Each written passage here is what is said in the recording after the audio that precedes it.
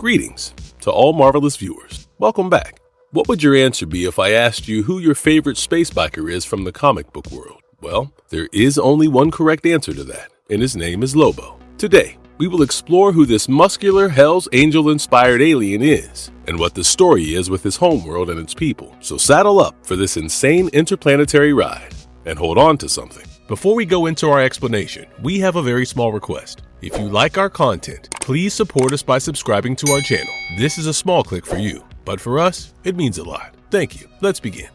Origin of Lobo and his race. For those who might not know, Lobo is one of the most infamous characters in the DC universe. He's a Zarnian, a race of super strong, nearly immortal beings. Lobo himself is an intergalactic bounty hunter known for his brutal methods and zero tolerance for, well, just about anything. Now, the thing is that Lobo is the last Zarnian alive, because he wiped out his entire race. His homeworld, Zarnia, was a practically utopian planet with no idea of conflict since the Zarnians had discovered a means to become nearly eternal, save for being slain by their own kind. When Lobo was born, his intrinsic wickedness was so evident that the nurse who delivered him went mad, becoming the planet's first mental patient in 10 millennia after Lobo chewed off 4 of her fingers. When Lobo realized that only another Zarnian could kill him, he became inspired by the concept of genocide. When he was 17, as a high school science project, Lobo developed a swarm of venomous flying scorpion-like insects and released them on his people, wiping out the whole species but himself. Though Lobo is commonly referred to as the last Zarnian, some members of his race, such as his old history teacher, Mrs. Tribb, have actually survived the genocide. Early in his narrative, Lobo was slain in a battle with a criminal named Lou on the planet Dooley 7. When he died, he traveled to heaven before being sent to hell when he became too bothersome for Etrigan. He was subsequently sent back to heaven, where his attempts at reincarnation failed. After an epic struggle with the forces of heaven and several other gods, he was brought back to life in his recently departed body at the moment of death, allowing him to slay his opponent. This chain of occurrences has fueled the belief that Lobo is virtually eternal, since he cannot enter heaven or hell. Lobo has since freelanced across the galaxy, accumulating bounties. Though he is brutal in nature, he adheres to a strict sense of honor within these contracts. Along the way, he has crossed paths and clashed with numerous superheroes, most notably Superman and other members of the Justice League. However, since the events of Flashpoint, like all major narratives, Lobo and his Zarnian story also underwent a retcon. After the event of Rebirth, the Zarnians were once again depicted as an almost extinct race of peaceful beings. The real Lobo proudly claimed he was the last Zarnian, having wiped out the rest. Little did he know, though, that Brainiac saved the city of Paz and a Zarnian army called Bad Blood by keeping them in a bottle. Oh, did I reveal too much? Not to worry. We will explore this in great detail shortly. But first, let us check about their powers. How powerful are the Zarnians? The Zarnians are incredibly strong, fast, and nearly impossible to kill. We've seen Lobo recover from any injury, even regrowing from a drop of blood. While Lobo is almost as strong as Superman, he is not as unbreakable since he has been injured and disfigured several times. Thankfully, his remarkable mending abilities offset this, which occurs far more quickly than it would be in a regular human. It's interesting to note that Lobo can exist without breathing air. Come on, you could guess that as he literally rides a bike through space, which implies that he also possesses thermal immunity. Since he consistently finds his victim and never breaks his contract, he is regarded as the most dreaded bounty hunter in the galaxy. He is a skilled hunter and tracker. However, it's unclear if his abilities come from birth or evolved afterward. His bloodhound-like nose allows him to track a target across the stars, which is why his tracking skills are so sharp. As we have rarely seen the Zarnians in action, it is still tough to say whether they have any other abilities or skill sets that are not present in Lobo. All we know about the Zarnians is that they can asexually reproduce through replication. When a Zarnian is cut, the blood from the wound regenerates into a new Zarnian with the same traits and memories as the original. Though the exact genesis of this unique talent is unknown, some evidence points to the Scions perhaps having had a role in the evolution of their species. Perhaps we will learn more by the end of this video. How were the Zarnians resurrected? In the ongoing Superman, House of Brainiac storyline, we witness the Zarnians come to life again. How is that possible? Well, let's find out. In the recently released special one-shot comic book, Superman House of Brainiac Special Issue 1, we see Brainiac Prime monitoring Superman and Lobo's progress toward the Skull Ship. He reflects on how the two are alike in some ways but very different in others, and recalls how he obtained the bottled city containing General Shockow and the army called Bad Blood in his possession. Long ago, Zarnian scientists had figured out the mysteries of regeneration and were on the verge of transforming into a civilization centered on learning and personal development because death and conflict had become unnecessary.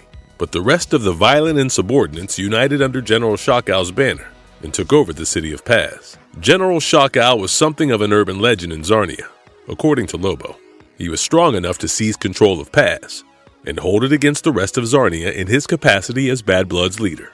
The city is said to have magically disappeared overnight, which we now know was the work of the evil Brainiac. Since the Bad Blood could not be defeated, Zarnia spoke with their most powerful strategist, General Trib. Before she became a teacher, she enlisted an older version of Brainiac, requesting that he take in Paz to investigate the Zarnians' longevity secret. Brainiac consented and conquered the city, but then betrayed Trib by using his drones to destroy the planet, as he usually did. While the planet was being destroyed, for the first time in years, Brainiac stayed to watch, even though his robots had perfected the art of killing worlds. Despite the dire circumstances, he saw a father struggling to keep his kids safe from the drones and making an attempt to flee. The visual impacted Brainiac a lot, and he withdrew from the planet with the drones to think about why someone would fight so hard to survive, knowing their world was destined for destruction. Many years later, he returned to find the planet and all of its inhabitants dead at the hands of Lobo. That's how we see the return of the Zarnians, as this one section of the race was never extinct, but hidden away by their captor, Brainiac. The Wrath of Zarnians. In Action Comics issue 1064, we see the beginning of the House of Brainiac story. It starts on a regular day in Metropolis, when suddenly an army of Zarnians and Brainiac drones descend from the sky into the city. The Superman family acts quickly, and Steel calls in to say they can't send a signal out of town to call for their backup. Kara remarks that this type of chaotic attack is not typical of Brainiac. She was right. The assault on the city was a diversion, as Brainiac ordered General Shakau to perform a surgical strike on Supercorp, where Lex Luthor was stationed. After that, Chief Krakoa and Lena at Supercorp accused Lex of planning the attack, but he maintains he was not involved. LL01 shows up and declares that he is simply Brainiac's extension, and describes how Luthor handed Superman command over LexCorp and enticed Graft and Farm to return to have them ready for Brainiac's onslaught. Soon, the Zarnians infiltrate the building, trapping Mercy and Lena in bottles that send them to the Skull Ship. Luthor requests that LL01 release Lena and take him instead, but Brainiac claims he wants Luthor dead.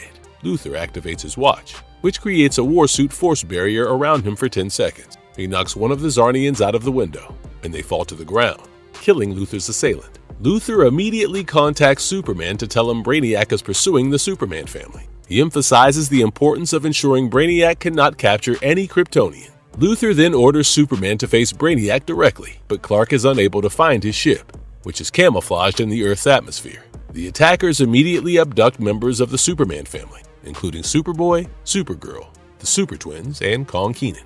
Superman soon discovers that Brainiac is looking for all humans with powers. The Zarnians have meanwhile captured Siobhan, Livewire, Metallo, Parasite, and Lana Lang.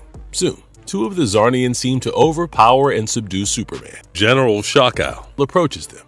Superman realizes that Brainiac's ship must be somewhere in the atmosphere and breaks free, revealing he allowed himself to get captured to find out the ship's location. He knocks out the other two Zarnians with a hard blow and tells Shakau to take him to Brainiac. Shakau points a device at the Kryptonian that would have locked Man of Steel in a bottle, but Luthor steps in front of the beam wearing his force shield. He tells Superman he is the only one to save them and his daughter before he and Shakau teleport to the ship. Superman sails into space in pursuit of the Skull Ship, but it teleports away before he reaches it. Finally, Superman returns to the Daily Planet, where Lois urgently asks him what they plan to do. Angered, Superman insists that they find Lobo. Meanwhile, on the Skull Ship, Brainiac is discovered to have formed alliances with different versions of himself from around the multiverse. The plot continues in Superman issue 13. We last saw Lobo imprisoned in Graft's and Dr. Farm's laboratory. The issue begins with Lobo escaping their clutches but discovering that he is imprisoned on Earth, owing to the Green Lantern Corps imposing a United Planets quarantine on the planet.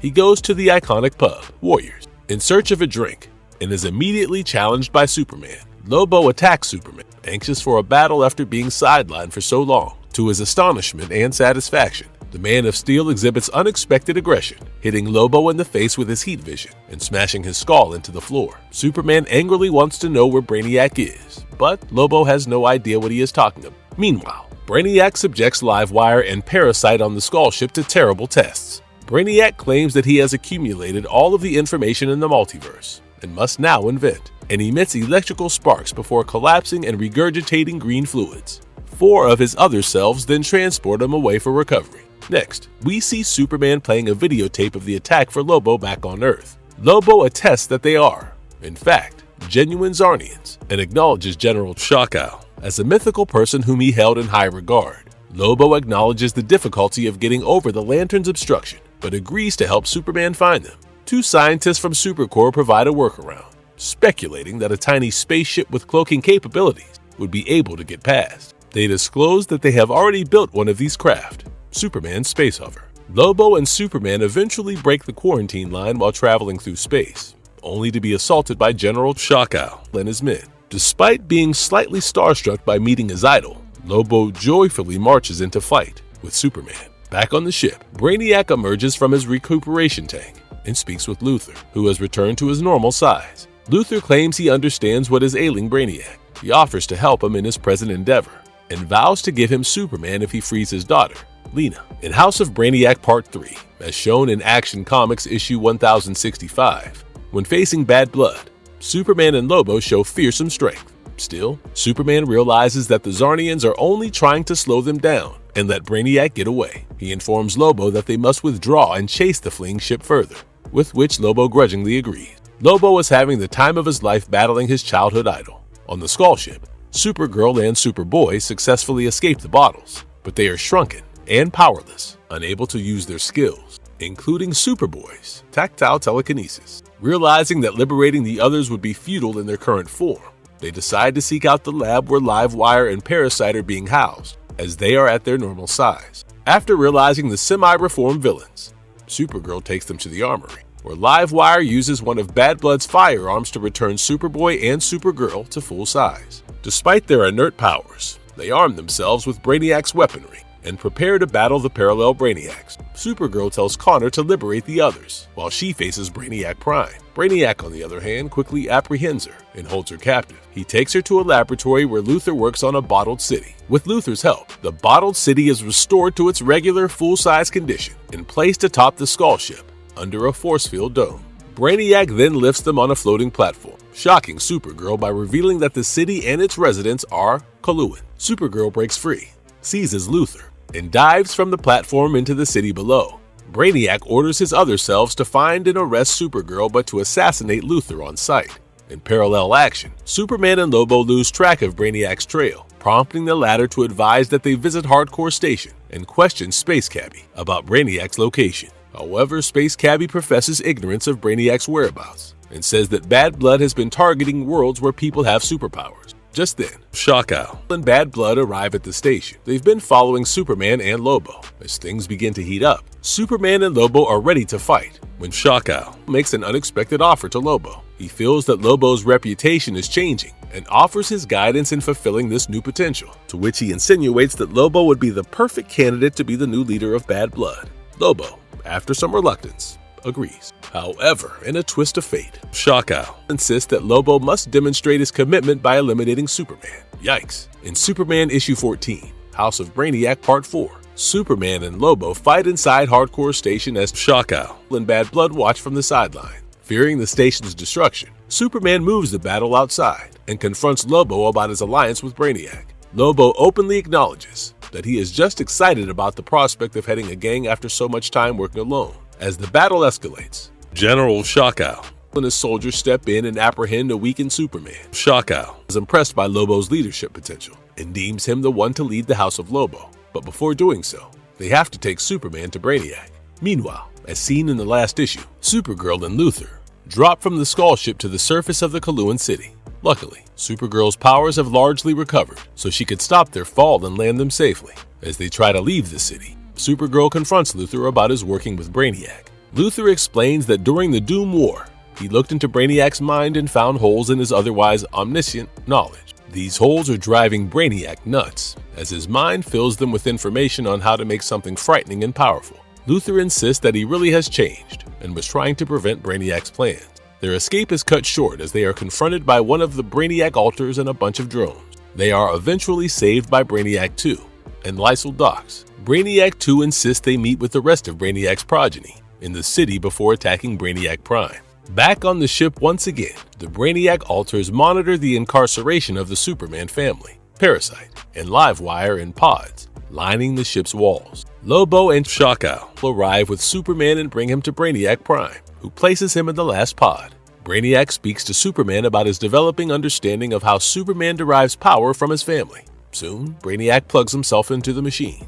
The machine brutally extracts energy from each of them and channels it through Brainiac to the Brainiac Queen, who rises from the table. Finally, Shockow says that their agreement is complete, and the Zarnians prepare to leave. However, Brainiac explains that he demands one last item from them, anticipating treachery. The House of Lobo prepares for a showdown, but their efforts are worthless as the Brainiac Queen quickly and cruelly annihilates everybody except Lobo, taking their life essence as energy. As the unrest develops, Brainiac asks the Queen about her desire, to which she answers chillingly, more power, as the issue comes to a close. Marvelous verdict. That brings us to the end of this video. The Superman family and their allies stand amid the wreckage of their battle, following the terrifying fight against Brainiac and his scheme. In spite of their heroic efforts, they have seen tremendous casualties, and they have seen the Brainiac Queen, a horrifying new threat, emerge. The House of Brainiac storyline accomplishes a lot of heavy lifting, transforming what might have been a straightforward Superman space adventure into something much more challenging. These pages promise a greater reward, which makes the anticipation of the story's remaining chapters much more agonizing. What happens to the remaining Zarnians, and where does Brainiac go from here? Stay tuned for part 5, which will be released very soon. If you liked the video, remember to hit the like button. If you love the video, please share it with all your friends. I will see you in the next one.